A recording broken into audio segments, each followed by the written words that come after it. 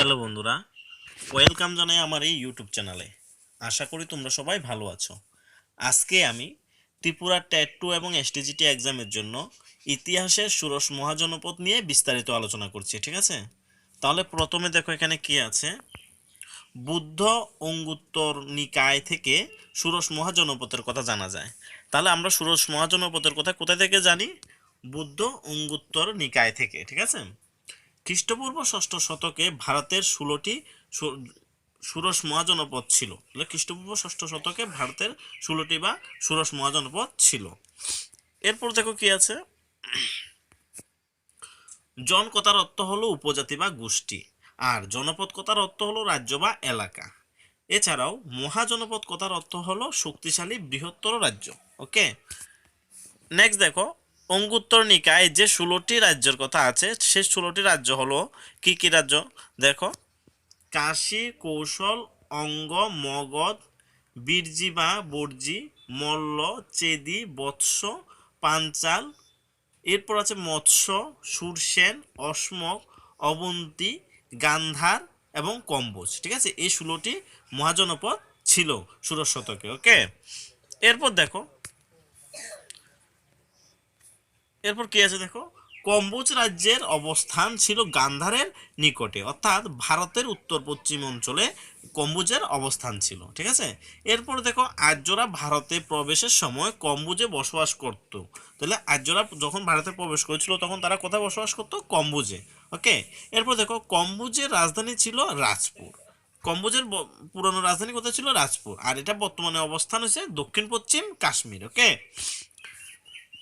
Next দেখো, গান্ধার। গান্ধার রাজ্যের নাম মহাভারতে পাওয়া যায়।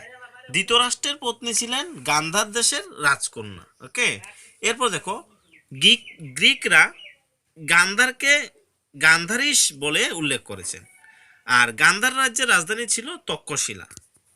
এরপর দেখো কি আছে, বর্তমান অবস্থান পেশোয়ায় ও এবং রাওয়ালপিন্ডিতে। এরপর দেখো কি আছে, কুরু রাজ্য ছিল বর্তমান দিল্লির নিকটে। একটি বিখ্যাত আর্য গোষ্ঠীর নাম ছিল কুরু। আর দেখো, মহাভারতে ধৃতরাষ্ট্রের বংশ কুরু বংশ নামে পরিচিত ছিল। আর কুরু রাজ্যের রাজধানী ছিল ইন্দ্রপ্রস্থ। ঠিক আছে, ইন্দ্রপ্রস্থ ছিল কুরু রাজ্যের রাজধানী। মহাভারতের যুগে হস্তিনাপুর ছিল কুরু রাজ্যের রাজধানী। আর বর্তমান অবস্থান এটা দিল্লিতে অবস্থিত। ঠিক আছে, নেক্সট দেখো কি আছে, পাঞ্চাল রাজ্য। এই পাঞ্চাল রাজ্য ছিল মহাভারতের যুগের প্রসিদ্ধ। পাঞ্চালের মধ্যে দিয়ে প্রবাহিত নদীটির নাম হলো গঙ্গা বা ভাগীরথী। খ্রিস্টপূর্ব ষষ্ঠ শতকে কুরু ও পাঞ্চাল রাজ্যের মধ্যে ঘন ঘন যুদ্ধ বিগ্রহ হতো বলে জানা যায়। ঠিক আছে, তাহলে দেখো, খ্রিস্টপূর্ব ষষ্ঠ শতকে কুরু এবং পাঞ্চালের মধ্যে ঘন ঘন যুদ্ধ হতো। ঠিক আছে, এরপর দেখো কি আছে, পাঞ্চাল রাজ্যের রাজধানী ছিল পাঞ্চাল রাজ্যের রাজধানী ছিল প্রথমে উত্তর রাজধানী ছিল অহিছত্র এবং দক্ষিণের রাজধানী ছিল কাম্পিল্য। ওকে, এর বর্তমান অবস্থান কোথায় দেখো, বেরেলি বদাউন অঞ্চলে, উত্তরপ্রদেশে। কোথায়? উত্তরপ্রদেশের বেরেলি এবং বদাউন অঞ্চলে। নেক্সট দেখো, কাশী। কাশী ছিল ষোড়শ মহাজনপদের এক সমৃদ্ধশালী রাজ্য। কাশীর রাজধানী বারাণসী। এখানে হবে কাশীর রাজধানী ছিল বারাণসী। এটি একটি প্রাচীন নগরী। ঠিক আছে, এরপর দেখো কি আছে, বারাণসীর রাজারা বেশ শক্তিশালী ছিলেন বলে জানা যায়। আর কাশীর সঙ্গে কৌশল অঙ্গরাজ্যের দ্বন্দ্বের কথা জাতকে পাওয়া যায়। ঠিক আছে, জাতক গ্রন্থের মধ্যে কাশী এবং কৌশলের যে কাশীর সাথে কৌশল এবং অঙ্গরাজ্যের দ্বন্দ্বের কথা জাতকের মধ্যে জানা যায়। ঠিক আছে, এরপর দেখো, গৌতম বুদ্ধের সময় কাশী রাজ্যের পতন হয়। ঠিক আছে, তাহলে গৌতম বুদ্ধের সময় কাশী রাজ্যের পতন ঘটেছিল। আর কৌশল কাশী রাজ্যকে অধিকার করে নেয়। তাহলে কে কোন রাজ্যটা কাশীকে দখল করে নিয়েছিল? কৌশল। ঠিক আছে, এরপর দেখো, কাশীর বর্তমান অবস্থান কোথায়? বেনারস। ওকে, নেক্সট দেখো কি, কৌশল রাজ্যটি ছিল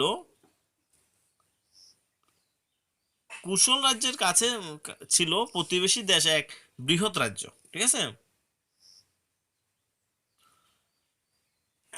এরপর দেখো উত্তরপ্রদেশের অযোধ্যার অঞ্চলে নিকট কৌশল রাজ্যের গঠন হয়।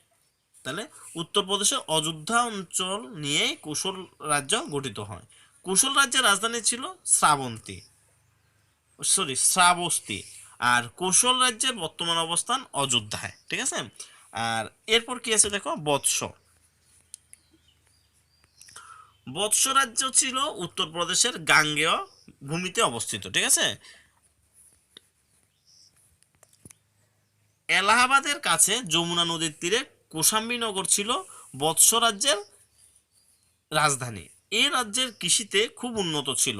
তুলা উৎপাদন, এখানে দাঁড়িয়ে আছে, তুলা উৎপাদন ও তুলোজাত বস্ত্র উৎপাদনে ছিল বৎস রাজ্যের প্রধান শিল্প। এরপর দেখো বৎস, এখানে বৎস হবে,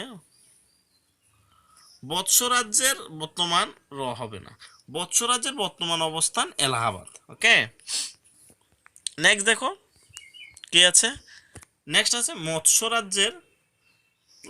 রাজ্য ছিল বর্তমান রাজপুতানার জয়পুর। এরপর আছে কি ভরতপুর ও আলোয়ার রাজ্যের নিয়ে গঠিত। মহাভারতের খ্যাতিমান বিরাট রাজা ছিলেন এ রাজ্যের প্রতিষ্ঠাতা। তাহলে মহাভারতের খ্যাতিনামা বিরাট রাজা কোন রাজ্যটি প্রতিষ্ঠা করেছিলেন? মৎস্য রাজ্যটি। আর এটি কোথায় অবস্থিত? রাজস্থানের। এরপর দেখো কি পরবর্তীকালে মৎস্য রাজ্য চেদির অন্তর্ভুক্ত হয়, ঠিক আছে। আর মৎস্য রাজ্যের রাজধানী ছিল বিরাটনগর। আর মৎস্য রাজ্যের বর্তমান অবস্থান হচ্ছে জয়পুর, রাজস্থানে অবস্থিত, ঠিক আছে। এরপর দেখো কি আছে চেদি রাজ্য ছিল মহাভারত বা তার আগের প্রাচীন রাজ্য। ওকে, চেদি রাজ্য বুন্দেলখণ্ড নিয়ে গঠিত ছিল।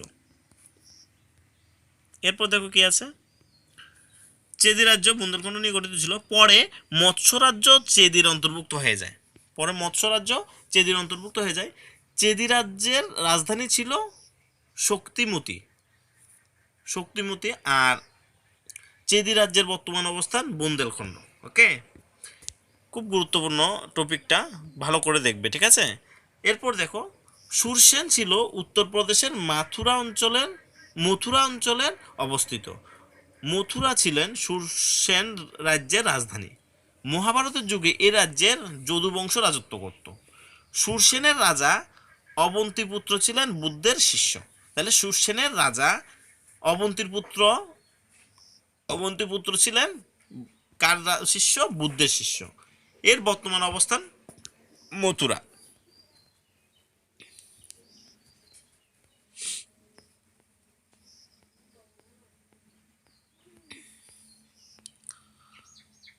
এরপর দেখো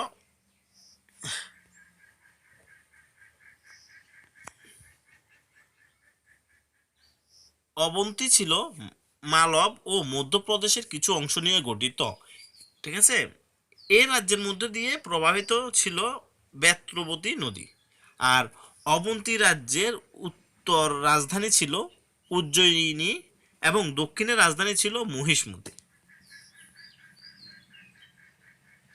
এর বর্তমান অবস্থান মালব। ওকে, নেক্সট দেখো অঙ্গরাজ্য ছিল বিহারের ভাগলপুর ও মুঙ্গের জেলার নিয়ে গঠিত, অর্থাৎ বিহার প্রদেশের পূর্বভাগ। কর্ণ ছিল অঙ্গরাজ্যের অধিপতি। চম্পা এবং গঙ্গা এ দুটি নদী অঙ্গরাজ্যের মধ্য দিয়ে প্রবাহিত হয়। অঙ্গরাজ্যের রাজধানী ছিল চম্পা বা মালিনী।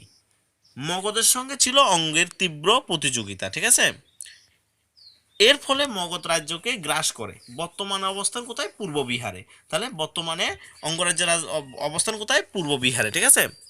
এবার দেখো গুরুত্বপূর্ণ রাজ্য মগধ, ঠিক আছে। আর মগধ নিয়ে আমি একটি গুরুত্বপূর্ণ আলাদা করে ভিডিও নিয়ে আসবো, ঠিক আছে। এরপর দেখো মগধ ছিল বর্তমান গয়া ও পাটনা জেলার। আর মগধের আদি রাজধানী ছিল কোথায়? রাজগীর বা গিরিব্রজ, ঠিক আছে।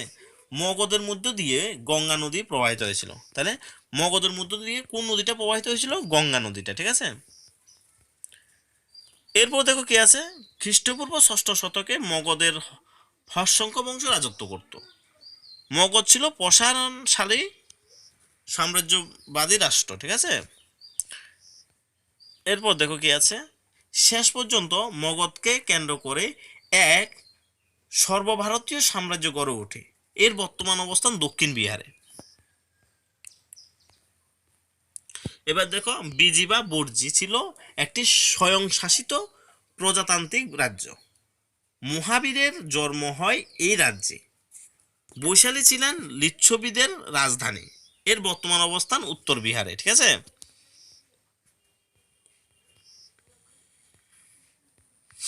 এরপর দেখো কি আছে,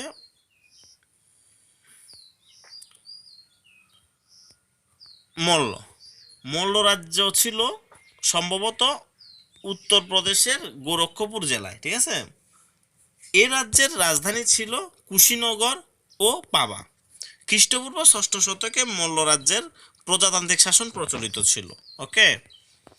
এরপর দেখো কি আছে, এরপর আছে অশোক রাজ্যের সঠিক অবস্থান জানা যায়নি, তবে পণ্ডিতেরা অনুমান করেন যে গোদাবরী নদীর তীরে দক্ষিণ অশোক রাজ্য অবস্থিত ছিল, ঠিক আছে। এরপর দেখো কি, আধুনিক মহারাষ্ট্রের প্রাচীন নাম ছিল অশোক। অশোক রাজ্যের রাজধানী ছিল পোজালি, ঠিক আছে। এই 16টি মহাজনপদের জনপদগুলো গঙ্গা যমুনার উপত্যকায় অবস্থিত ছিল।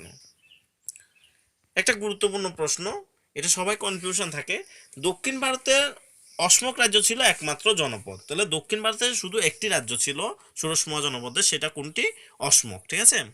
এরপর দেখো, প্রজাতান্ত্রিক শাসন ব্যবস্থা রাজ্যগুলোতে ছিল। কোন কোন রাজ্যগুলোতে ছিল? শুধু দুটো রাজ্য, সেটা হলো বিজি বা বর্জি ও মল্ল, ঠিক আছে। এরপর দেখো, মহাজনপদের মধ্যে দক্ষিণ ভারতে অবস্থিত ছিল শুধু অশোক রাজ্য। বৎস জনপদটি যমুনা নদীর তীরে অবস্থিত ছিল। মহাজনপদের করকে বলা হতো ভাগ, ঠিক আছে। আর মগধের প্রতিষ্ঠাতা ছিলেন বিম্বিসার। সুরসেন রাজ্যের রাজধানী ছিল মথুরা। আর উত্তর ও দক্ষিণ পথে সংযোগ ছিলেন এই মথুরা, ঠিক আছে। এ ছিল আজকে আমার এই গুরুত্বপূর্ণ ভিডিওটি। বন্ধুরা, ভিডিওটি ভালো লাগলে লাইক, শেয়ার এবং সাবস্ক্রাইব করে দেবেন। ধন্যবাদ।